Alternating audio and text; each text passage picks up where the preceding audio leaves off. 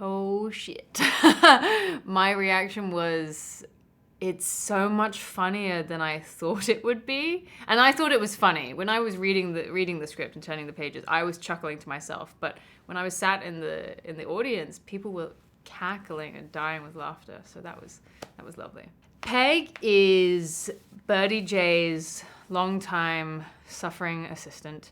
In my head, Birdie and Peg have a very toxic relationship, and Peg has probably quit several times, and every time she quits, she storms out, and the next day she comes back to work, and neither of them mention it ever again.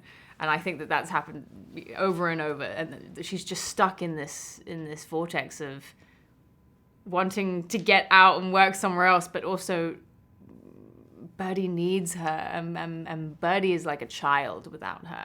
I've not been a tortured assistant before, but I've met a lot of tortured assistants, and I've worked with actors who have tortured assistants, so I think I stole a few bits and pieces there. But you know, the film is larger than life, and I wanted to make sure that Peg was part of that.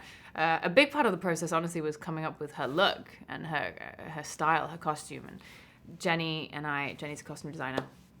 She did an amazing job, and I said to her, I want Peg to look like she almost could have been cool, except it's like just 2 degrees off. Everything is slightly off. Like, you know, she's got the bucket hat. That's really in right now.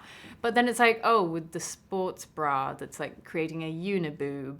And then the shorts. And basketball shorts are really in right now. But these aren't actually shorts. These are trousers that she's cut the legs off. You know, everything is slightly off and slightly lazy. The common thread between the two films is the amazing, inimitable Benoit Blanc, played by Daniel. But besides that, it's a whole new deal. It's a new cast, a new tone. Visually, it's changed.